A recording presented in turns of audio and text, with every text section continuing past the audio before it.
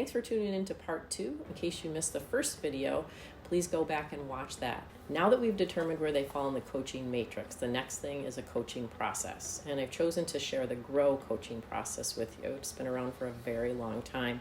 Very simple, but very effective. The G stands for the goal, what the person is looking to achieve or accomplish. The R stands for reality. Where are you against that goal, and what have you done to try to get there? The first O stands for the obstacles. What is in the way of you achieving that goal? The next O stands for options. What could you do? What brainstorm different ideas of what you could do to accomplish that goal? And the W is the way forward. What actions are you going to take in order to achieve those goals? Why I love the model is it always starts with a goal and it always ends with an action. In between that are just the conversations about how you're going to get there. One other area with process is to make sure you're talking to your clients about motivation. What I feel really helps with motivation is discussing what the opportunities can be and what the consequences could be. Opportunities might be a promotion, more money, more respect, better results in relationships. The consequences might be exactly the opposite of those. Making sure they're clear about those things really helps in the motivation and the willingness to work on the coaching as you go through it together. The third area is partnership. Does your client know that you have their best interest in mind? The first thing in partnership is to be crystal clear about the goals that they are trying to achieve. The second thing about partnership is really being clear about their behaviors and their motivators and using those in the coaching process. If we look at behavioral styles, starting with the D, when you're coaching them, you want to be direct, you want to be challenging, make it a competition. You do want to show them where their own behavior might be getting in the way of what they want, which is results in urgency, sometimes by being intimidating or shutting others down. For the I style, when you're coaching them, appreciate them, acknowledge them, let them know that you're there to help them.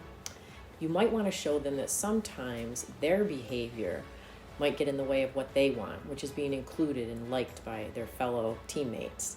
Sometimes they talk a little bit too much about themselves, and sometimes the focus is on them. When coaching the S style, you want to make sure you're going slow, make sure you're giving them time to respond, and make sure that they sincerely know that you have their best interest in mind.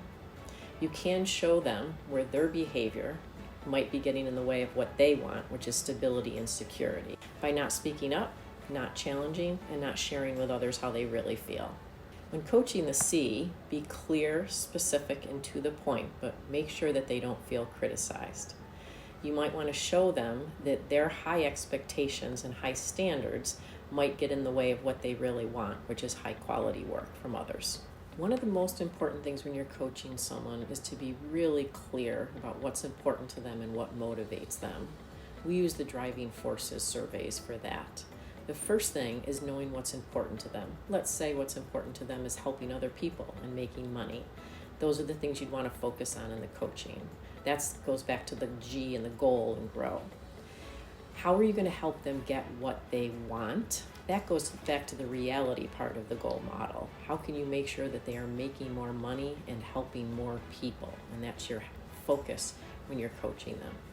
The next thing is what might be getting in the way of that, which again goes to the obstacles in the model. It might be that they're helping so many people for free that they're not making money.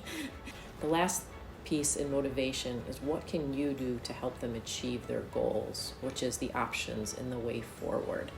Can you work together to brainstorm new ideas in your coaching to help them get to achieve the goals they're looking for?